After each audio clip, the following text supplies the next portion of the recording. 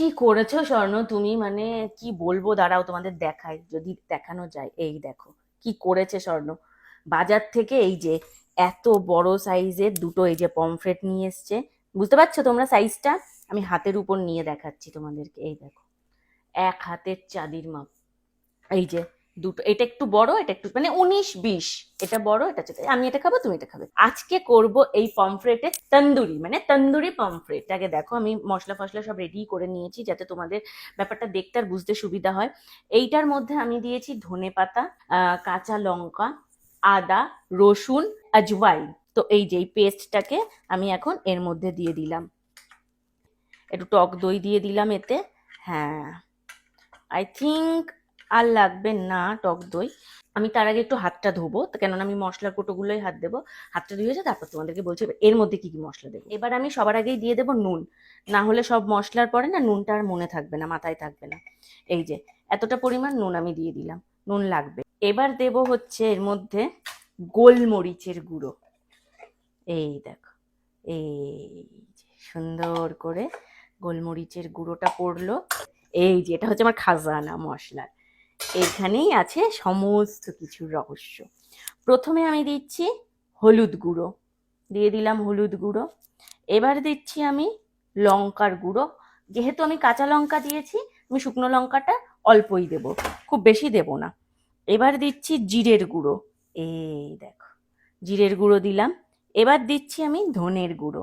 এই যে ধনে গুঁড়ো দিলাম, ধনে গুঁড়োটা একটু মোটামুটি দিচ্ছি। এই আর দেব মেন যেটা, এটা অনেকেই বলে দিতে না বা দিতে, কিন্তু তোমরা দিও, দিয়ে খেয়ে দেখো, খুব ভালো লাগবে। এটা হচ্ছে গরম মশলার গুঁড়ো। এই গরম মশলার গুঁড়োটা দিয়ে দিলাম, ব্যাস আর কিচ্ছু না। এটাই হচ্ছে মেন ইনগ্রিডিয়েন্টস। আর দেব হচ্ছে, এটা হচ্ছে কাশ্মীরি লঙ্কার গুঁড়ো। একটু লাল লাল কালার না আসলে তন্দুরি ভালো লাগে বলো দেখতে? তার জন্য এই যে একটু বেশি বেশি বেশি বেশি করে কাশ্মীরি লঙ্কার গুঁড়ো দিলাম। অ্যাট লাস্ট দেব এই দেখো সরিষার তেল, যেটা বাংলাদেশে বলে সরিষার তেল, আর আমরা এখানে বলি সর্ষের তেল। জানি তোমরা অনেকেই বাংলাদেশের ভিউয়ার্স আছো, আমাদের ভিডিও দেখো, তো তাদের জন্যই বললাম। খুবই সহজ সরল একটা পদ্ধতি, মানে রেসিপি, ভীষণ সহজ পদ্ধতি, কিন্তু খেতে লাগে অমায়িক, অমায়িক লাগে খেতে। তো এই যে একটু চামচ দিয়ে সুন্দর করে এটাকে ঘুটে ঘুটে ঘুটে ঘুটে নিতে হবে। এই পেস্টটা কিন্তু তোমরা ফ্রিজেও রাখতে পারো, নেক্সট দিন মানে 2-3 দিনের মধ্যে যদি আবারও তন্দুরি বানাও, তখন তোমরা আবারও এটা ইউজ করতে পারবে। আমি যেহেতু দেখলাম যে অনেকটা বেশি হয়ে যাবে, যার জন্য আমি দইটা একটু কমিয়ে দিয়েছি। আহ আজওয়াইনটা একটু দেবে তোমরা প্রত্যেকেই মনে করে, আজওয়াইন দিলে কি টেস্টটা ভীষণ ভালো হয়, একদম অন্যরকম একটা টেস্ট হয়। আর কারোর কাছে যদি ঘরে ছাতু থাকে, তোমরা চাইলে না এর মধ্যে একটু ছাতু অ্যাড করতে পারো। ছাতু অ্যাড করলে ব্যাপারটা একটু টাইট হবে, আর মাছের গায়ের সাথে পুরো সুন্দর লেগে থাকবে। খুব অল্প পরিমাণে ছাতু অ্যাড করবে। কালারটা এরকম এসছে। তোমরা যদি মনে করো একটু লাল করবে, তাহলে তোমরা এর মধ্যে কাশ্মীরি লঙ্কার গুঁড়ো আর একটু বেশি করে ইউজ করতে পারো, কিন্তু ফুড কালারটা অ্যাভয়েড করো, ফুড কালারটা ইউজ না করাই ভালো। আর যদি আরো বেশি ভালো লঙ্কার মানে লাল কালার আনতে চাও, একটু তেলে, একটু সর্ষের তেলে কাশ্মীরি লঙ্কার গুঁড়োটা দিয়ে একটু নাড়াচাড়া করে নিয়ে তারপর এর মধ্যে দিয়ে দেবে, দারুণ লাল কালার আসবে। দেবো, দেখো মাছকে এখন হলুদ মাখানো হচ্ছে, মাছের এখন হলুদের স্নান হবে। আর এটা হাত দিয়ে ছাড়া কখনোই কোনোভাবেই সম্ভব নয়। তাই তোমরা প্লিজ কেউ কমেন্ট করতে এসো না ছি হাত দিয়ে করছে বা কিছু। হাত দিয়ে ছাড়া এটা পসিবল নয়। মাছের গাটা এরকম সুন্দর করে কেটে নেবে, এই যে গাটা একটু চিড়ে চিড়ে নেবে, যাতে সমস্ত মশলা মাছের মধ্যে ঢুকে যায়। সুন্দরভাবে একদম মশলাগুলো মাছের মধ্যে ঢুকে যাবে। আর এই চেরা জায়গাগুলোয় একটু হাত দিয়ে দিয়ে বড় করে এর মধ্যে মশলাগুলোকে একদম সুন্দর করে এই যে ঢুকিয়ে ঢুকিয়ে দেবে। মাছটা দেখেই কেমন জানি একটা লো আসছে না?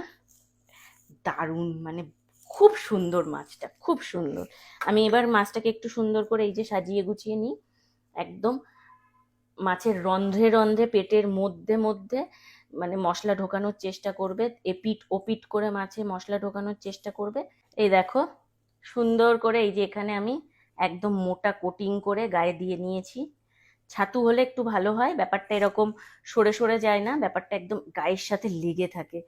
আমার নেই, তোমাদের বাড়িতে ছাতু থাকলে প্লিজ 1 চামচ ছাতু দিয়ে নিও, খুব ভালো লাগবে খেতে। হ্যাঁ, এই যে এটাকে আমি দিয়ে দিলাম সুন্দর করে এই যে সেট করে, এই পাশটা যেহেতু লাগেনি, এইবার এই পাশটাই আমি এইভাবে গায়ে লাগিয়ে লাগিয়ে দেবো। কারণ বললাম তোমাদের যেহেতু ছাতুটা নেই, ওই জন্য এই সমস্যাটা হয়েছে। ছাতু দিলে এটা গায়ের সাথে সুন্দর লেগে থাকবে।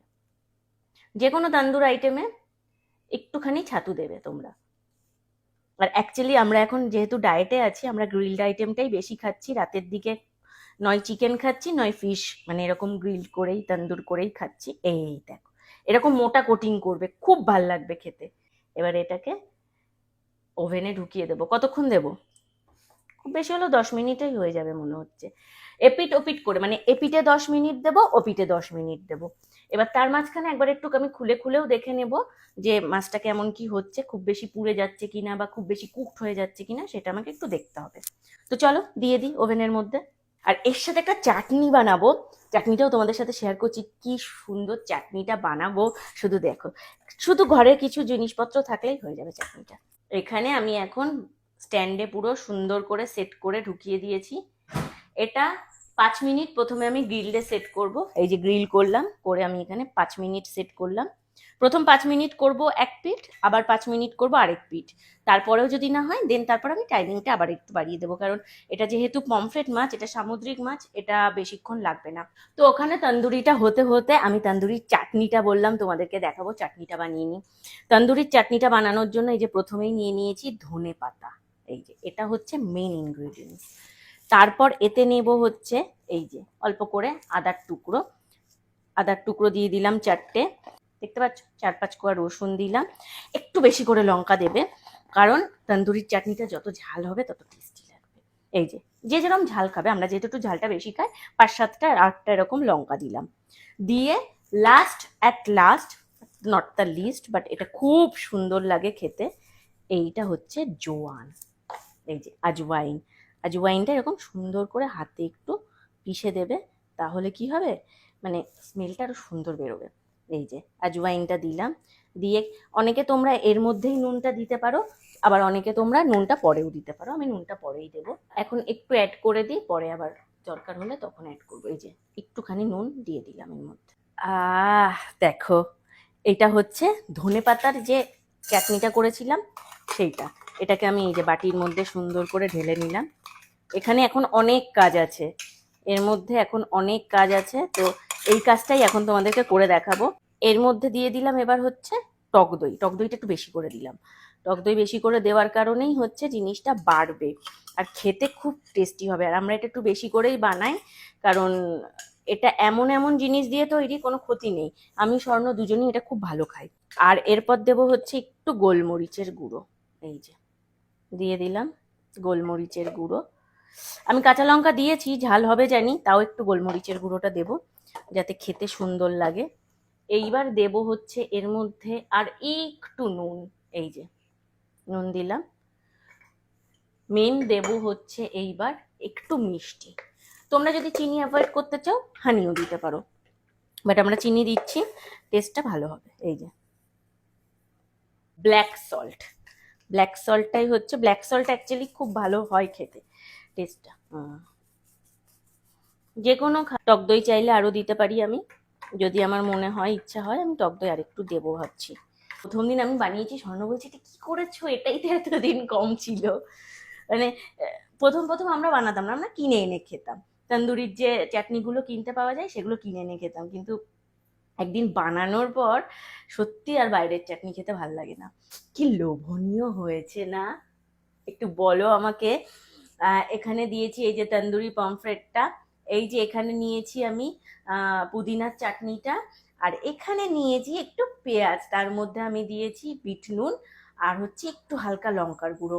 এই পেঁয়াজটা খেতে, তন্দুরি হচ্ছে পেঁয়াজ ছাড়া, তন্দুরি কি বলো, রুখা সুকা যেমন বলে, পেঁয়াজ ছাড়া তন্দুরির কোনো মানেই হয় না।